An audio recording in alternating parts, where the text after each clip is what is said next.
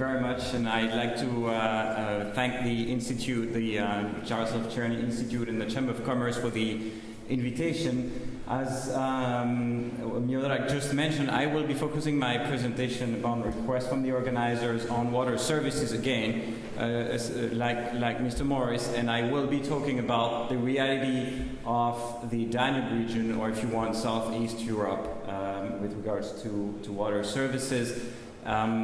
I have, as has just been mentioned, had the privilege for the last 2 years to lead on the side of the World Bank the Danube Water Program, which I will briefly present. And through that program, we have been engaged on policy discussions with about a dozen countries in this region, which has given us a chance to provide you with a little bit of an overview of the situation now.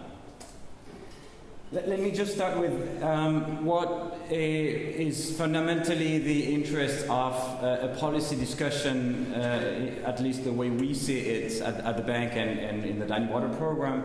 I think we are interested in providing sustainable services for all. By sustainable, we include a number of different dimensions: environmental sustainability, but also social sustainability. And for that, of course, we need infrastructure being built ever more, as was mentioned by Mr. Notaro, facing requirements of EU integration in this region. There's significant needs for further infrastructure being built. Now, we all realize, of course, that this infrastructure without proper service providers, utility companies, will not lead to successful, sustainable services for all, and so a lot of our attention is put on the utilities. And finally, and I think Mr. Notaro's presentation put that very much in perspective here in the European context, you need to have appropriate institutions, capacity, policies, sector governance in place for these utilities to thrive and be able to maintain the infrastructure to provide sustainable services for all. And finally, we are facing in this region and elsewhere, of course, external pressures on the water services sector, which also greatly impact the way that services can be delivered. I have mentioned here the EU accession and integration, which is specific to this region, but some of the other that I mentioned are not. Fiscal constraints are very important, especially in the last few years. Employment, which is stagnating, also a demand for better services is something we can very much note in this region. A lot of countries in this part of the world are facing depopulation, which is also a big constraint on providing sustainable services, and I'll go back to these points briefly. So my presentation will go through these 4 layers, if you want, of the onion. So I will talk a little bit about these external drivers, and then I'll talk about the infrastructure part, I'll talk about the utility part, and I'll talk about the sector institutions and policies parts briefly, and I'll conclude to say in a few words what the Danube Water Program is doing to support countries in these efforts.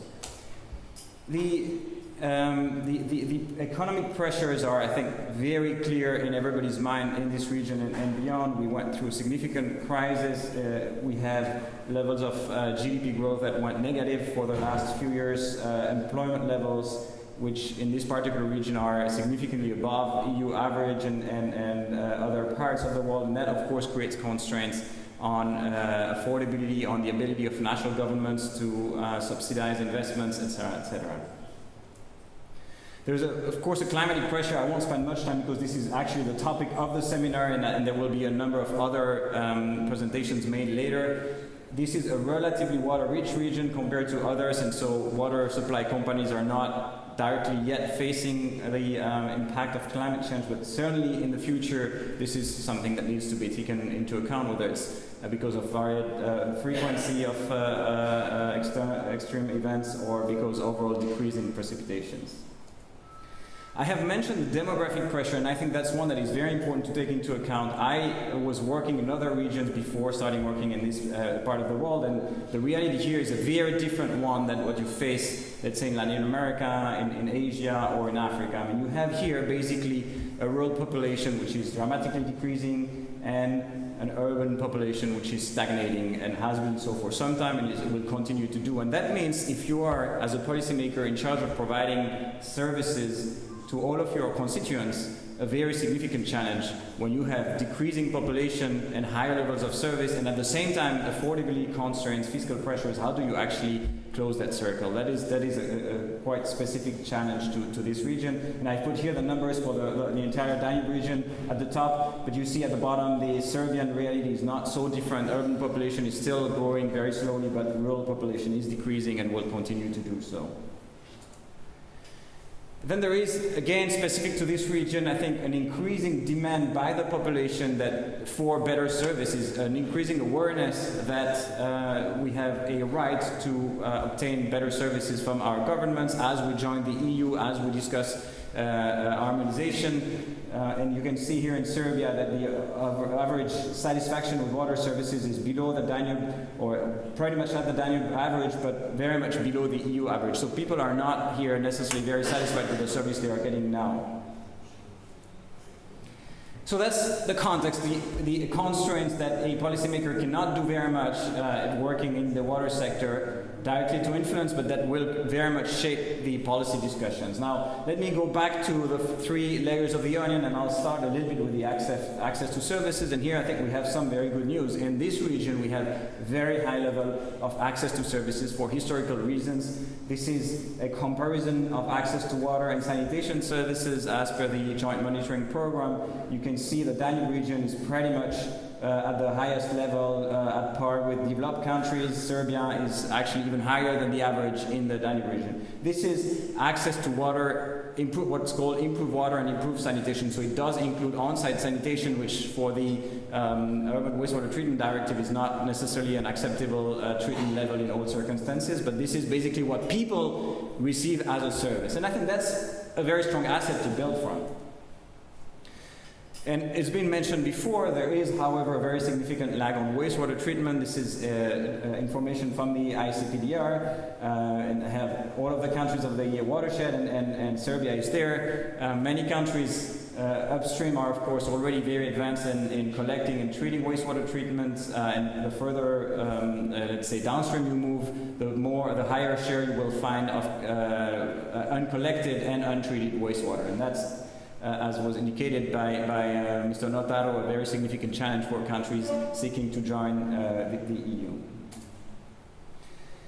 And then we have done a little bit of work also in terms of the access differentiated by poverty levels and by ethnic minority. This is an area in which the bank is very sensitive and interested to work, and although on the bigger picture it seems that access is by and large very high, what you find when you scratch a little bit is that there are some interesting differences. So this is, for example, data from Ukraine. What you see from left to right is the different poverty quintile of the population, and you see in blue the access to piped water and to wastewater disposal. And you see that very clearly poor people do not have the same level of access to piped water and wastewater disposal. They might still have some level of water, of course, and some level of on-site sanitation, but very much there is discrepancies in the level of access to, let's say, advanced services. And that's in contrast to the electricity sector, which I put up here in green, which I think for us should be a wake-up call. Why is it that the electricity sector is so much better at providing service across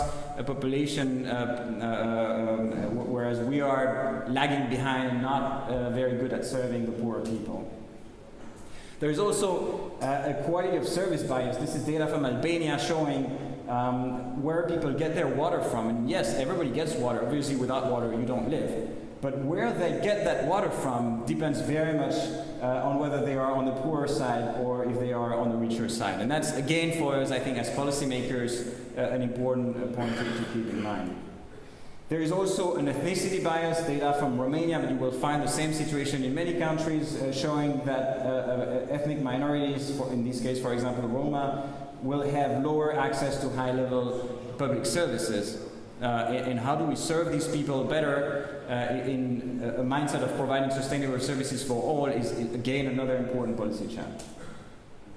And then finally, I will talk briefly about affordability, although I do agree with the previous speaker that this is always a delicate and subject to abuse concept. To say, and this is a little bit of what we have done for Croatia, that especially in the context of EU accession, there needs to be thoughts put on affordability. Because I think Mr. Notaro mentioned the very significant investments that need to take place, the full cost recovery, or the cost recovery principle of the Water Framework Directive, but also the recurring costs of operating this very significant infrastructure being built. And what we're saying here, you see the evolution of tariffs in Croatia, basically almost plus 60% in less than 10 years, and expected to continue going up as Croatia seeks to meet its commitments vis-à-vis the European Union.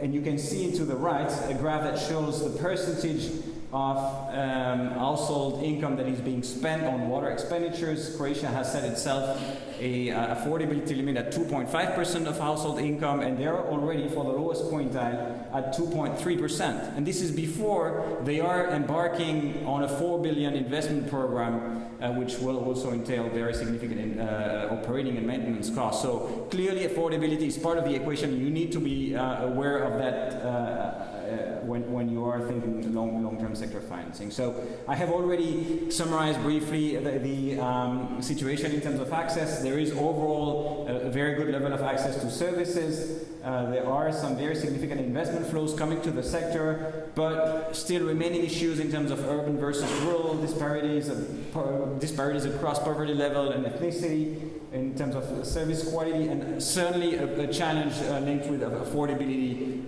going forward.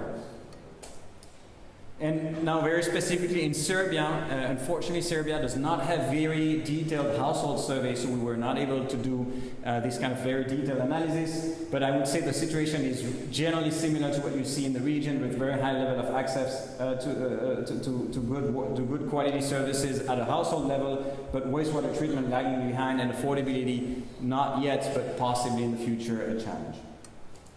Now let me go to the second layer of the onion I had before and talk a little bit about the utilities and where they are going in the region. There again, there is a challenge associated with obtaining accurate data on the utility situation. What we see, based on some publicly available information, is that there is overall a positive trend in improving performance. I'm showing here the employees per 1,000 connection, the metering levels going up. So we are seeing some positive trends in some aspects of the utility sector. We are seeing, however, that masks a very big disparity. For example, you were seeing here non-revenue water, which is a traditional indicator used to measure the performance of utilities, and you see in the region it has not really apparently evolved very positively over the last 10 years. Whether that's because the data is not very good, or because people were not measuring it properly 10 years ago, or whether that's really been a reality is of course another question. You can see here at the bottom right also a graph showing the cost coverage of utilities in Serbia, and you see that you have basically some utilities that are able to recover their costs, but many of them are operating as on a loss basis. And then you also see that convergence that I was talking about is not happening for everyone, and actually there is an increasing gap between the best performers and the worst performers, which I think is a concern for policymakers as well. How do you bring along also the worst performers and the worst utilities in your journey towards an overall improvement? This is showing how tariffs have been able to evolve to cover the increasing costs, and you see that they've evolved quite dramatically in the top 10%, but they've stagnated very much in the bottom 10%. So in summary, on the utility side, again, overall apparent improvement of the utility situation in the region, with a convergence toward better practices, but still a pretty big gap with internationally accepted best practices and very big regional differences. And in Serbia, again, we have the challenge of not having, because there is no regulator in place, a very good utility data. But what we're seeing is somewhat better utility performance than the region, but again, far from good practices. And I think a concern is that it is stagnating. So you're not seeing the kind of positive trends that you're seeing elsewhere in terms of performance of utilities getting better. But again, lack of very good information, of good data for further analysis.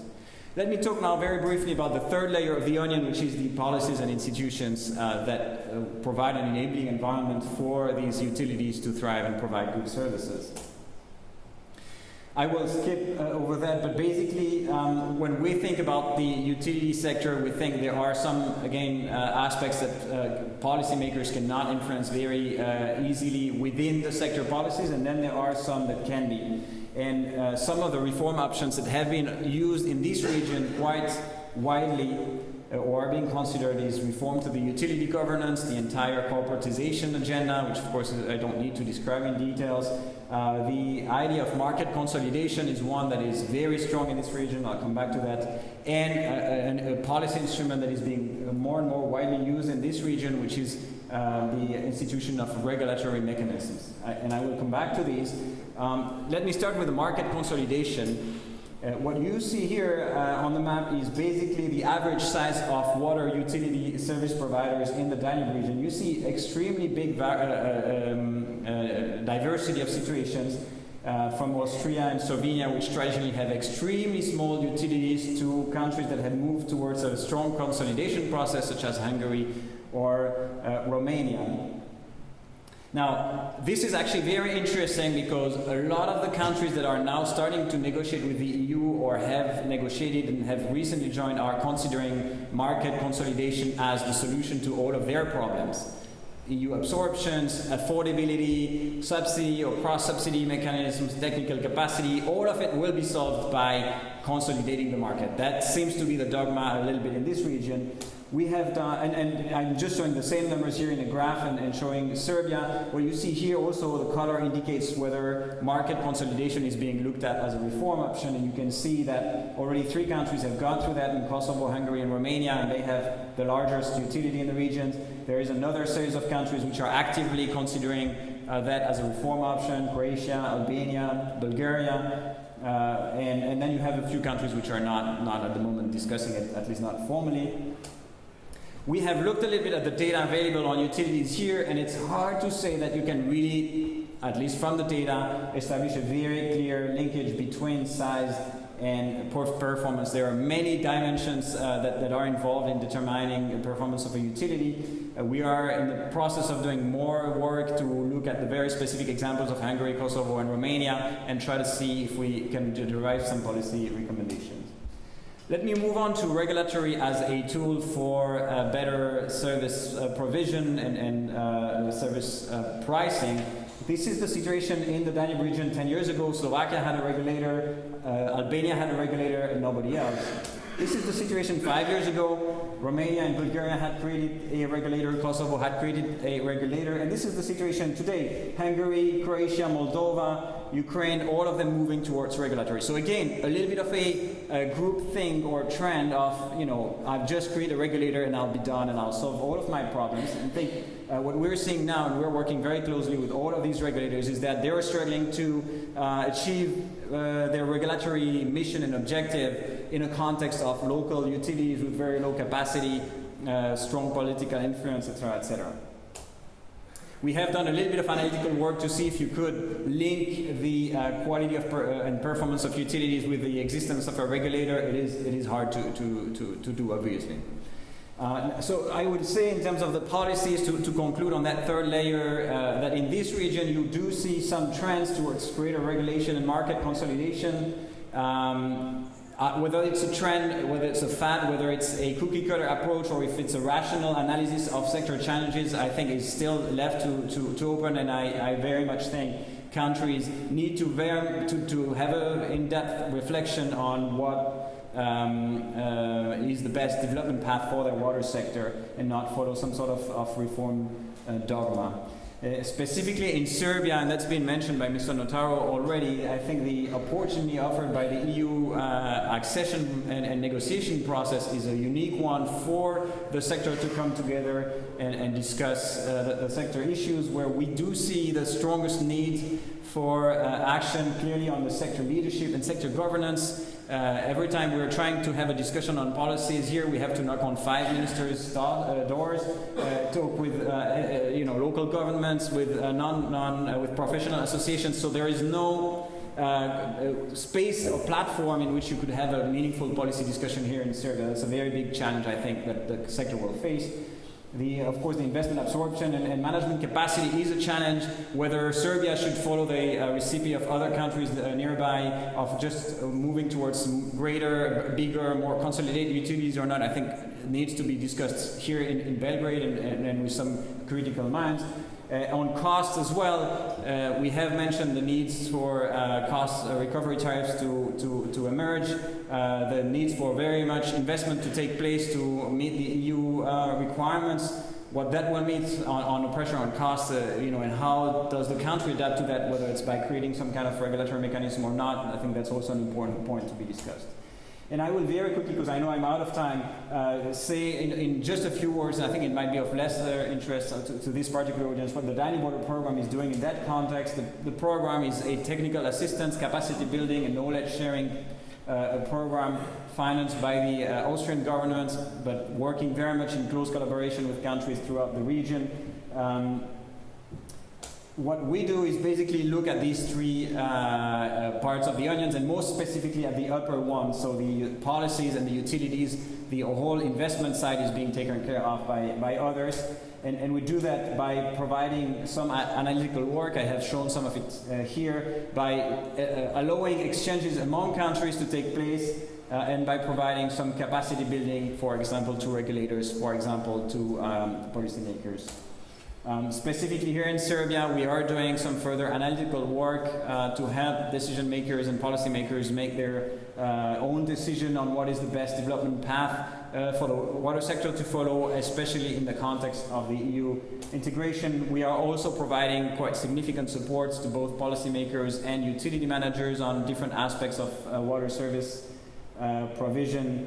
We also have, of course, leadership from Serbia itself and some of its institutions in some of our activities on topics such as asset management, which is very welcome. And finally, the program also has facilitated a number of regional exchange forums in which we have had very good participation from Serbia. And I'll close there. I rushed a little bit, but hopefully that was useful. Thank you, Mr. Michaud.